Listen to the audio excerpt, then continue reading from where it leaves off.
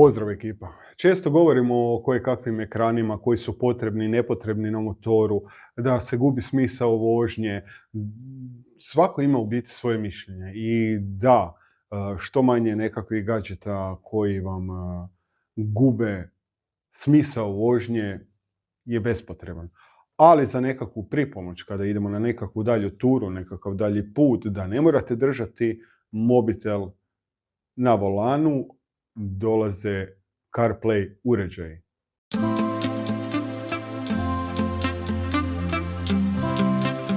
Danas vam predstavljam jedan novi uređaj koji su mi poslali na recenziranje. Radi se o uređaju CPMC. Evo ga.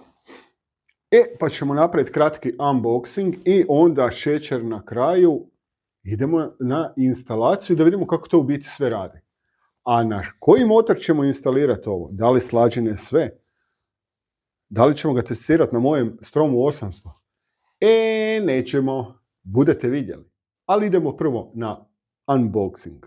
Ili hrvatski idemo na raspakiravanje.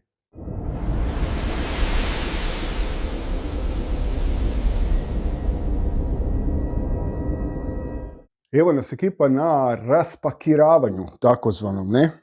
Znači, brand se zove CPMC ili CPMC, što je skraćenica u biti za CarPlay Motorcycle. Ok, neću vam dužiti, idemo na brzinsko raspakiravanje i onda šibamo na instalaciju na motor. Ok, kutija, ja sam to već raspakirao, zanimalo me samo kako to izgleda, pa nemojte se ustručavati, vidjeti ovaj ršum, to je bilo puno ljepše složeno. Dijagonala vam je točno 7 inča. Ekran ima već zaštitu na sebi, šta je dobro. I dobra stvar je što ima je ovaj sunčani vizor gore, znači da odbljesak od sunca smanji.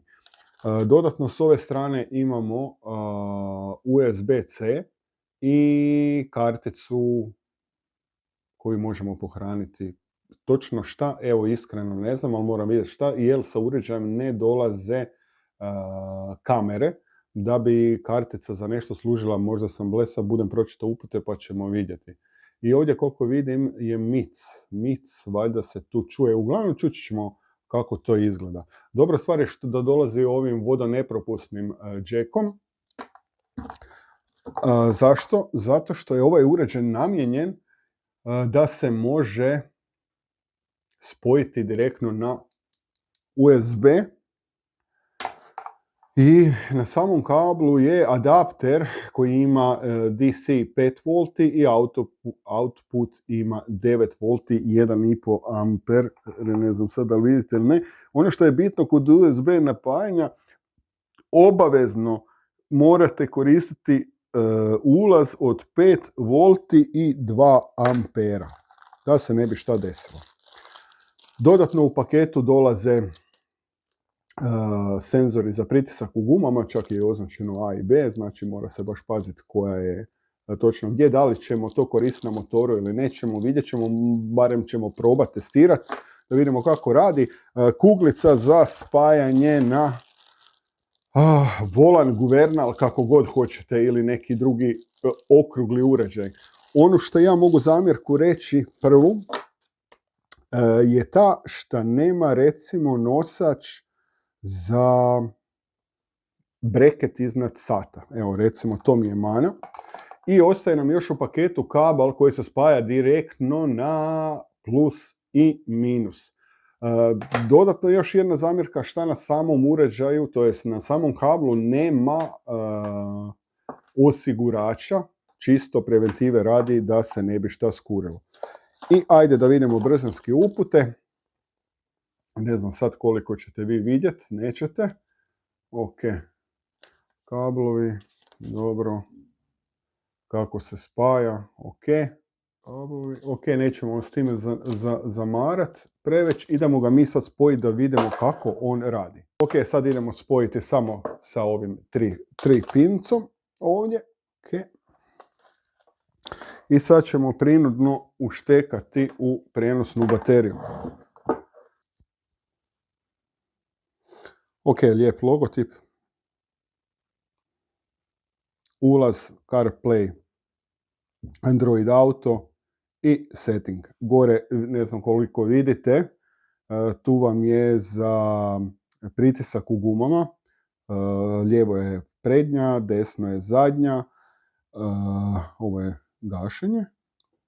Svašta, gašenje. A kako se pali? Isto se klikne tu ili bilo gdje, samo ne možeš ga stresti. Ne, bilo gdje klikneš. Da, ovdje ugasiš ekran, svašta. Evo, ok. Da, to nisam znao. Aha, ovdje se dolazi za spajanje na CarPlay Android Auto. To ćemo sad proći. Svjetlina. Ok. I ovdje klasični settings ili ti postavke. Tako i ovdje samo svjetlina, CarPlay i postavke. A šta je ovo gore? Evo, samo sekunda. Ništa, Bluetooth. Dobro, znači u postavkama imamo ovaj gumb. Šta ne znam stvarno za šta radi. Evo, iskreno. Screensaver možete podesiti od minute do 3. Ovdje imamo sve što se tiče pritiska za gume, jezik. Ovdje očistite povijest spajanja mobitela ili nešto i ovdje restorate na tvorničke postavke i ovdje se vidi koji je firmware postavljen. I idemo spojiti mobitel na Android Auto. Ok, sad idemo na brzinsko spajanje, znači Android Auto.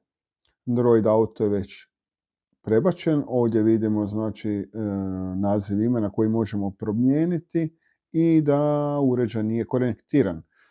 Ovdje idemo na svoj Bluetooth i tražimo P7. Kliknemo uparivanje. Dopuštam. Dopusti. I trebalo bi biti, da, piše da je konektiran. I idemo na početnu stranicu i sad bi trebali ovdje imati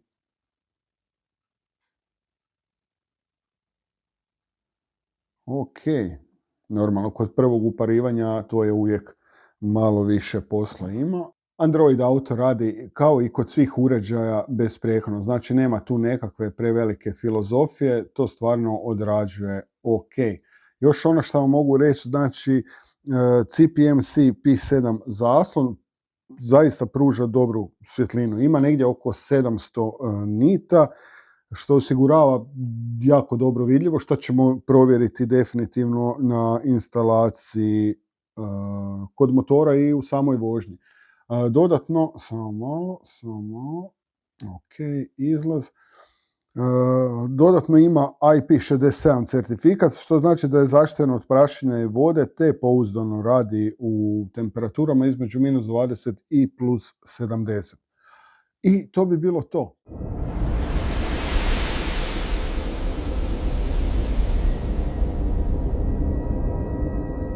I tako, kako sam rekao, danas idemo na instalaciju, a na koji motor sad ćete vidjeti iznenađenje. Niti na moj Strom 800, niti na slađin 650. I danas ćemo instalirati CPMC, znači imamo čisto zrcaljenje mobitela na uređaj. A koji stroj vidite iz priloženog. Evo ga, ekipa, sa nama je Igor i danas ćemo raditi instalaciju na njegov motor. Igore, kako ćemo krenuti instalaciju? Od početka ćemo krenuti. Kao prvo, divno, vi ste vrlo divni. kao prvo ispričavam se svekolikom pučanstvu, žiteljstvu, youtuberstvu i tako, što moj motor baš nije čist, pretjerano, ali jednostavno nisam imao vremena ga... Neka budemo mi to ušminkali. Da, tako, sad ćemo staviti ovo pa će izgledati odmah ljepše.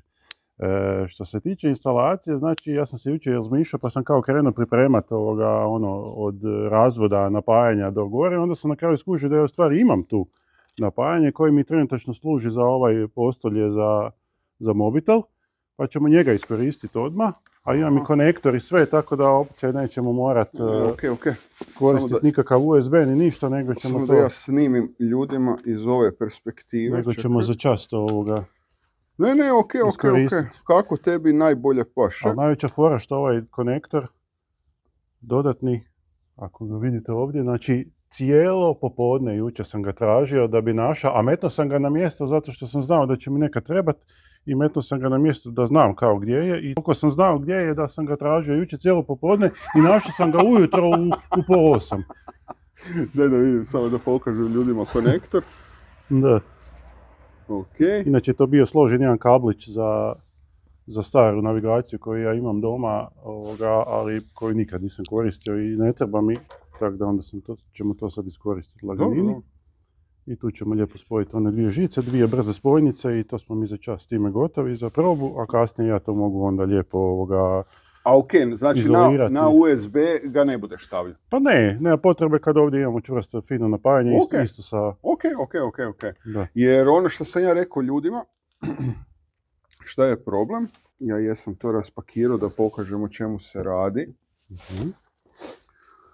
I zamjerka mi je bila prvenstveno, jer sam testirao, znaš, preko ove baterije eksterne jebem unutar. Da. Užiš, čist da prikažem kako radi to i da ima zaštitu i ovo od sunca, da je baš sam išao mjeriti sa ovim, kako se zove, šublerom, stvarno je 7 inča. A ono što nisam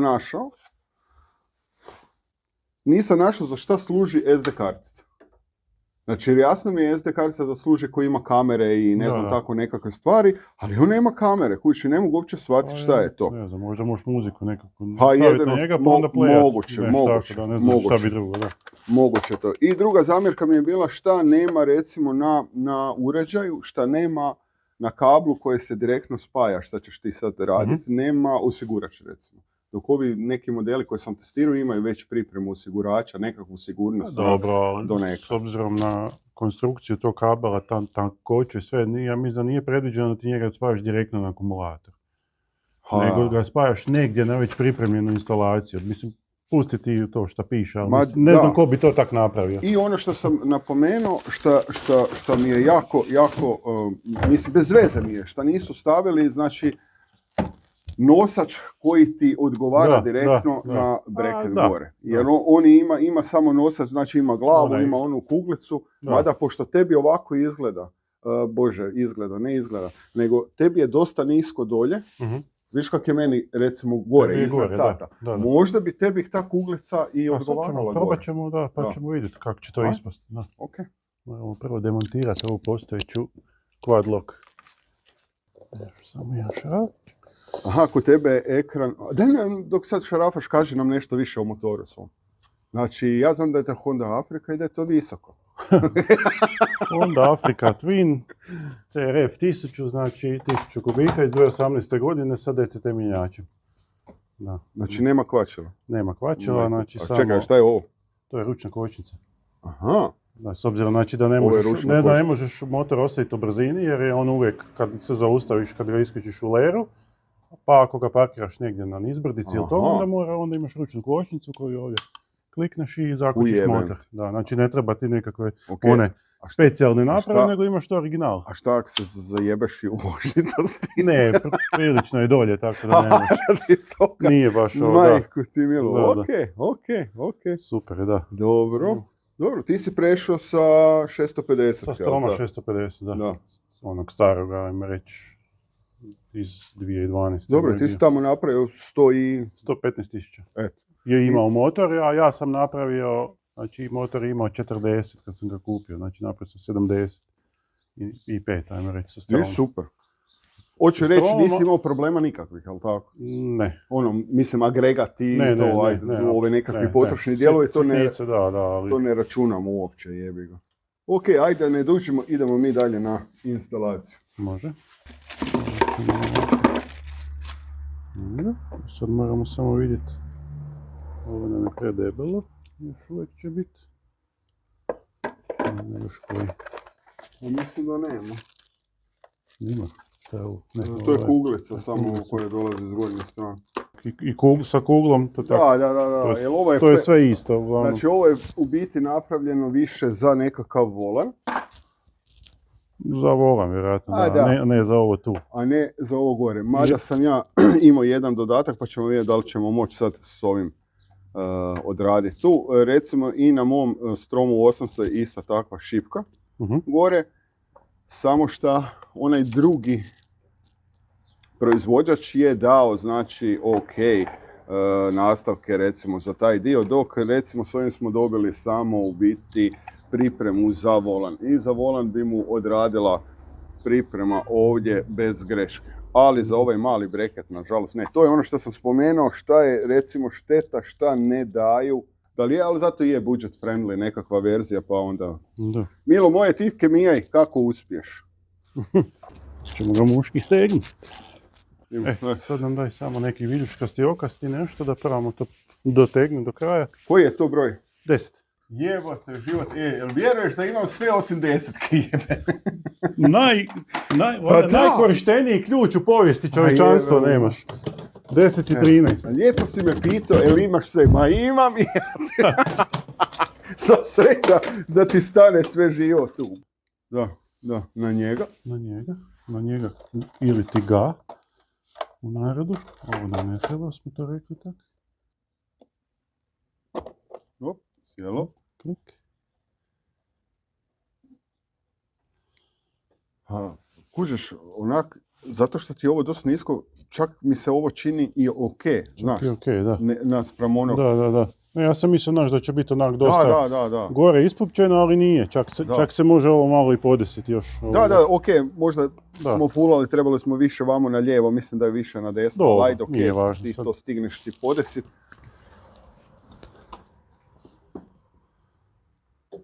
Ali ok, ne izgleda to meni ogromno. Pa dobro, teoretski njega bi bilo, mislim, ali ja isto imam pod sicom onaj razvodnik. Napajanje, tako da mogu bi njega direktno propeljati i spojiti tamo. Ali s obzirom da sad imamo ovdje ovo, da se ne mučimo s propeljavanjem, jer propeljavanje često znači dizanje rezervara, a dizanje rezervara je poprilično komplicirana stvar, jer moraš sve žive plastike okolo iskreno, počupat. Ja kad sam ti radio kod sebe, ja sam ti uspio sa onim, kako se to zove što vi električari provodite kroz bužir? Forspan ili ti štauband, bi se reklo po naški. Znači, sa njime sam uspio propeljati kabel uz gore rezervar i tu sam ga uspio nekako ucvikati da ne diram sve, ne? Ali, čekaj. Znaš šta? Da mi samo da budemo 100% sigurni. Budemo izmjerili. Ali ja mislim da nisam fulao ništa. Da ne mi slučajno kontraspojili, ne znam da li ovaj uređaj ima kakvu zaštitu ili nema u sebi. Ćemo mi samo ovo privremeno ovako ovdje utaknuti. A gdje su na ključevi? To nije u jakni možda? Ne. Nema. Bez multimetra nigdje.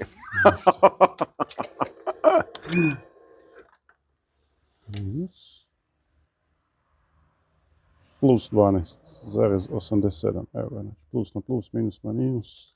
Spojeno. Ko da je spajao neko ko zna. To je to. Sad možemo. A mislim, ko zna. Ja ne znam. Mislim sa multimetrom raditi. Spoj žice, ako ide. Ako ne, spoj kontra. Pa će ići. Spremni smo. Želite li vidjeti kako uređaj radi? Naravno. Čiribu, ja čiriba. dođem s ove strane da bolje vidim. Čiribu, čiriba. 3, 4, sad. I ništa, dragi gledalci. Nemoj zajebavati. To je to. Lijepo se vidi, nemam šta reći. Sad ću snimati s ovom drugom kamerom dodatno, čisto da vidite. Da, fino to izgleda. Ok, ja ću se sad spojiti sa mobitelom. To jest moram prvo Igora pitati, će mi dati probnu vožnju na svom motoru. Naravno. Super. Ima još jedno pitanje, hoćeš da probamo odmah spojiti i ove senzore tlaka? Dobro si mi rekao, ja sam zaboravio za to. Okay. Pa da odmah vidimo da li to funkcionira. Evo ih ovdje. Čekaj, kako to ide? Samo malo setting, tire pressure, ok. Start matching, ok, treba ići na prednji, treba ići na zadnji. Ali opet napominjemo, ili metalni ventili ili senzor sa vanjske strane. Ti imaš šta? Metalne ventile, zato što ja imam zračnice u motoru, a ovo je old school.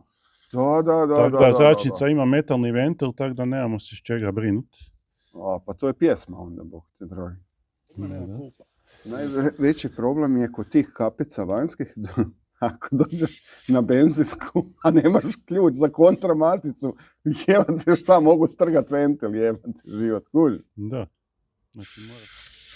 Sad izlazi zimski zrak. Da, nisi ti nadopunio proljetno-ljetni. Nisam ga još stavio, nisam imao vremena, ali evo, baš intenzivno razmišljam o tome, s obzirom da sezona počinje. Kako spada? Aha, Start matching, ja mislim, ili? Pa.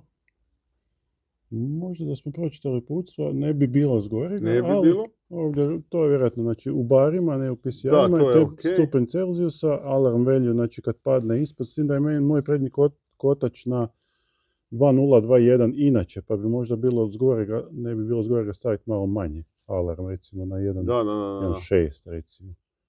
Ali treba nekad dio uputstva čitati. Znači, ajde ti slobodno Znači, kaži. kliknemo na front i onda nam se pojavi ovo za zeleni start matching i sad startamo matching. I to je to, evo, po zeleni je front, znači da vjerojatno ga je on zmečirao, idemo sad back. Bets, evo, start matching. Majko, mil. Pressure test binding successful. Evo ga, Okay. zadnji, sad ćemo vidjeti da li će se pojaviti, evo ga. Aha, Evo ga, on kaže prednja 1.7, zadnja 2.3, znači trebalo bi ih malo pripumpati od stajanja. Ček da vidim na prednjem kako izgleda. Aha, sad gore piše. Dobro, ok.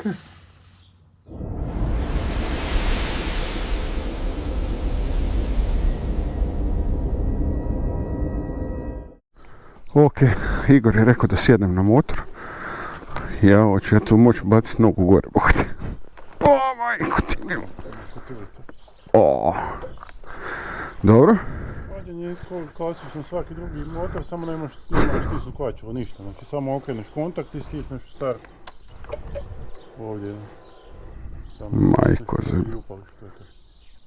Držim ili... Držiš, da. Wow. Ovdje su ti kontrole za...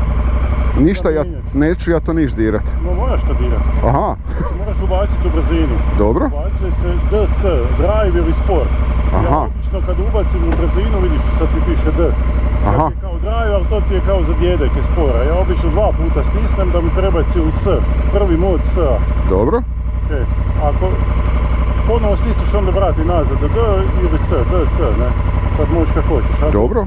Ako hoćeš nazad u ler, ajme reći prebaciti, iako ti kad stojiš, ne moraš ga prebacivati u ler, ali ja recimo kad dulje vremena stojim na semaforu negdje, onda ga prebacim. Ali moraš stati. Znači se moraju zaustaviti da bi mogao prebaciti. Ne možeš ga u vožnji prebaciti. Da, kužim. RM ti znači ručno automatski. Prebacivanje, ručno automatski, znači da.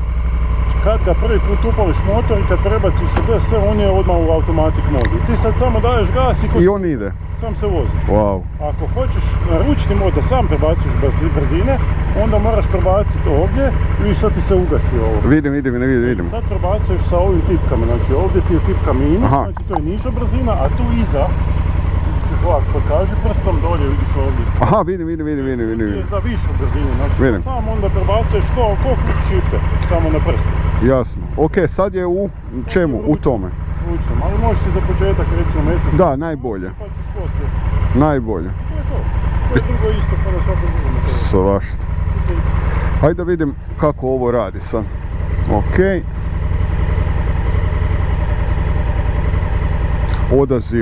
Odaziv je jako dobar. Ne mogu reći, ja sam na radar botu.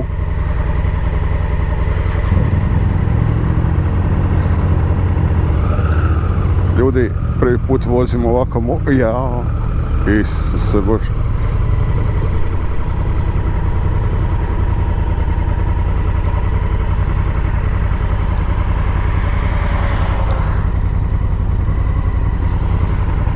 Glupo pita. Aha, tu su. Nisam znao gdje su. Šmigao si od ovoliko gumbića. Ok, tu je. Dobro. Ajde, ok. Isuse Bože.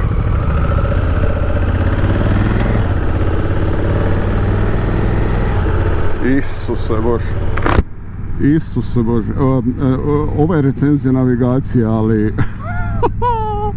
kako je ovo dobro. Ne moraš ništa raditi. Isuse Bože.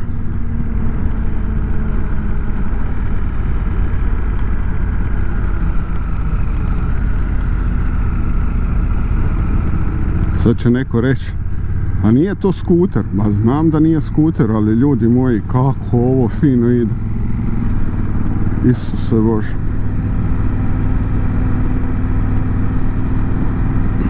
Ok, navigacija je jako čitljiva, dobra, tu nemam šta reći. Pozive ne odrađujem preko komunikacije. Bože, preko navigacije, na navigaciju uvijek reflektiram mobitel i to je jedino što reflektiram radi radar bota, radi karti i to je jedino što me zanima.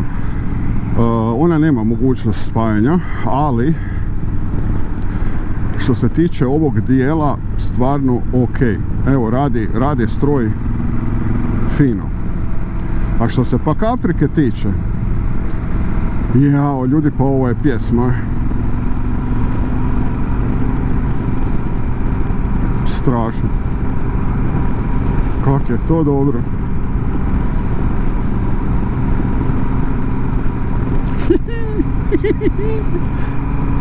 Ajde da sam ja sjeo na neki motor pa da mogu reći da mi je wow.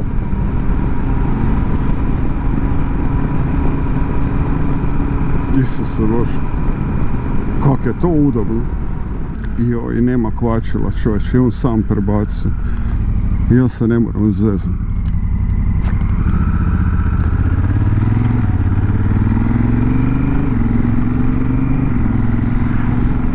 Već mi sad, noga mi stalno poljeće da prebacim brzinu.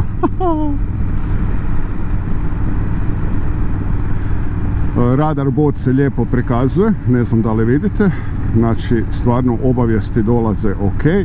Ja pošto imam u slušalicama sve nariktano, normalno da dobijam notifikaciju i slušalicama, ali što se tiče prikaza low budget friendly navigacije, popust koji ćete imati niže dolje u opisu videa i ja nemam šta reći. Za te novce, ko želi samo reflektirati kako se zove, mobitel, znači da ne moraš se zezati sa mobitelom na ovom. Isuse, kak je dobar motor, Mislim, navigacija je ok, ali motor je top. Čovječe, ja sam baš oduševljen, kako je to mekano. Isuse Bože. Ok, Igor mi je rekao da onako je malo glomazni. Sad za grad poput Bjelovara koji je onak dosta malecki i uski, za nekoga početnika koji ja nije to baš motor za šamarat po gradu, ali recimo za ovakve nekakve fino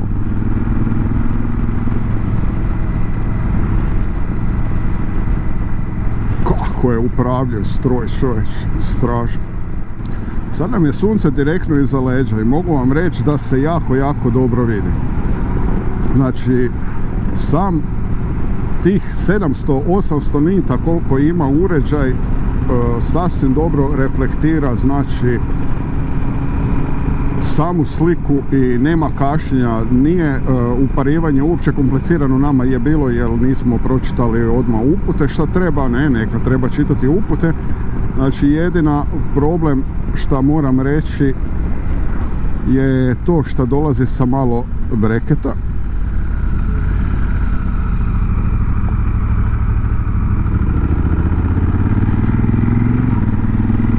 Kako to mijenja fino.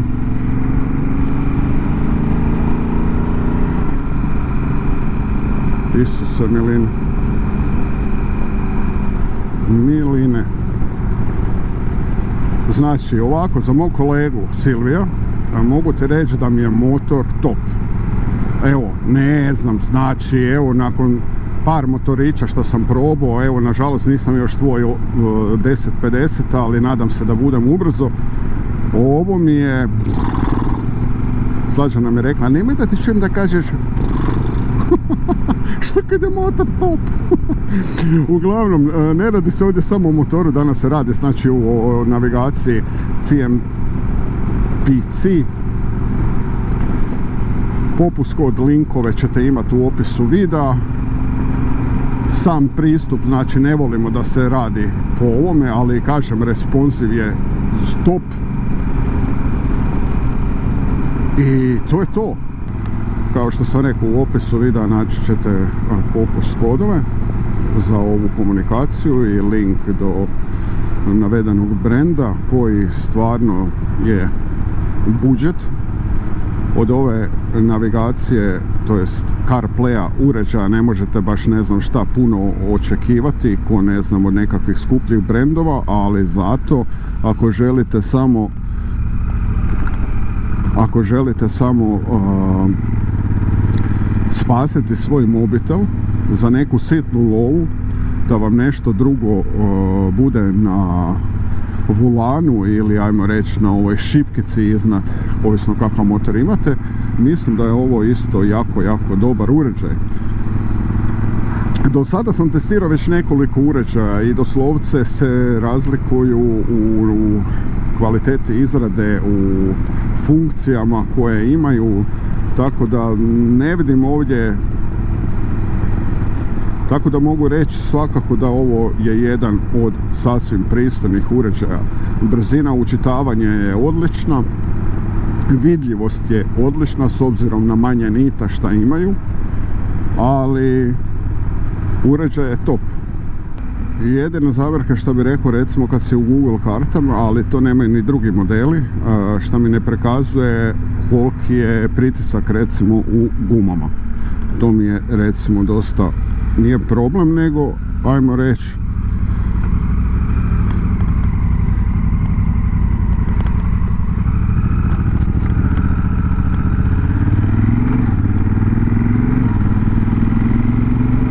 nije problem, nego ajmo reći nekakav manji nedostatak. Ok, iza nas je Igor na motoru, pa će on probat sam vozit, pa će reći svoje dojmove kako izgleda. I to je to. Ali što se tiče stroja Afrike, to radim, brate mili, fenomenalno. Ok. Tako, sad ide Igor. Igor, ti prvi, ja ću te slijediti. Idemo napraviti džiru pa da vidimo. Sad više nisam na ovom finom velikom motoru. Kojim ćemo putem? A možemo suprotno, od kud smo zadnji pocigli. A? Kamo? Aha, suprotno, može. Ajde. Idemo suprotno od kazaljke na sadu. Tako je. Pa sad ti vidi malo, počačka i vidi. Ćemo sad baš vidjeti da kako to funkcionira. Inače ovak da, dobro se vidi slika. Iako mi je sad sunce iza leđa, ali tako, nije baš da. Malo je desno, ali tuče dijelom njega i slika se vidi super. I vlak ćemo sad vidjeti. Vlakić i pesu tamo je vlak. Vlak tamo će imati vremena tipkat. Dobro. Ok, da vidimo. Da, vidiš. Malo je, da. Treba se malo stisnuti. Malo jače se treba stisnuti da bi pomaknuo. Očito bi bilo dobro imati kavici sa onim sranjem. Da. Prstima, onak. Ono što me sad u stvari zanima, to ćemo probati samo dok malo izađemo na cestu. Da prvo napraviti poziv telefonski, recimo, to mi je jedno od javljanja i uspostavljanje poziva kad trebaš nekog nazvati ili se nekom javiti. Spio sam, ušao sam u menu, sad ćemo naći najnovije. Šopar me neki zvao. Volim te. Evo da zovem. Ajde da vidiš. To zanima, ćeš je ti čut ili ću samo s njom razgovarati? Sam ćeš ti čut, pa ne vjerujem da ja mogu čut. Jeste uspjeli ostvariti kontakt? Aha, jeste, automatski te je ugasilo onda, da. Znači, Igor ima Senu, mi smo spojeni preko meša i sad putem navigacije je uspostavio poziv druge osobe i automatski ga uređaj isključuje iz meš komunikacije i prebacuje na poziv. Kada završi poziv, prebacit će se natrag u meš razgovor. Jel' tako? Sad smo tu. Baš sam ljudima pričao, znači koristimo meš sustav koji ti si ostvario poziv, to je pokrenuo poziv putem navigacije. Kada se poziv uspostavio, preknula je komunikacija sa mnom, izašao si iz meša i kad si završio telefonski razgovor, automatski te je prebacilo natrag u meš. To sam samo ljudima sad rekao, tako. I to odmah. Da. Iste sekunde kad je prekinut poziv odmah, nema dolaja nikakvog. Ma to je to. Tako je to super. Ok, idem sad vratiti nazad na... To vidim sad kako sad da se vratim u navigaciju, znači sad u biti ja moram lijevo stisnuti na ovo od Bejza. Imaš onaj krug što sam ti rekao, pozoveš home. Ne, krug te vrati nazad na ekran, na onaj početni i kad stisnemo početni Android auto, opet ne vrati ovdje na menu od poziva, ne vratite na navigaciju. Aha. Znači vratite tamo gdje si bio zadnji. U Android auto, ali bio sam na pozivima, znači ja baš moram stisnuti onaj menu lijevo gdje imam kraticu za Waze. Uspio sam vratiti se. Ja sam mislio da te, znaš, ako klikneš na... Ne. Da te... A ne. Ne, vratite tamo gdje si bio zadnji. Jasno. Baš sam slađan i pričao kako mi se sviđa koncept Afrike i sam je rekla ne dolazi u obzir. Ali to je samo... Da, ali ne. Odmah rekla ne, nisam sigurni reći. Nisam sigurni reći ništa je. Otežio. Strašno.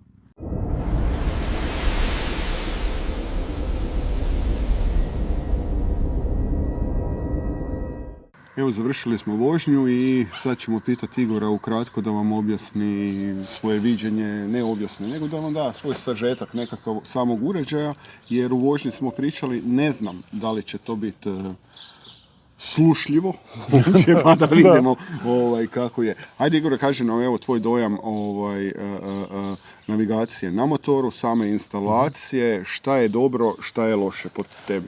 Znači sve je otvoreno, ne skrivamo ništa, znači hoću da sve bude transparentno.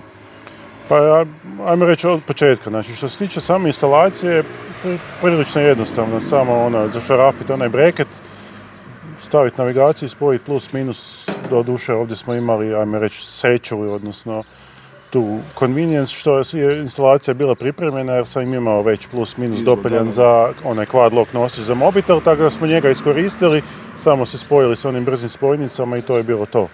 Znači, inače kad bi kretao čovjek iz nule, mora bi propeljati kablić ili se spojiti na USB. Isto moguće, ne.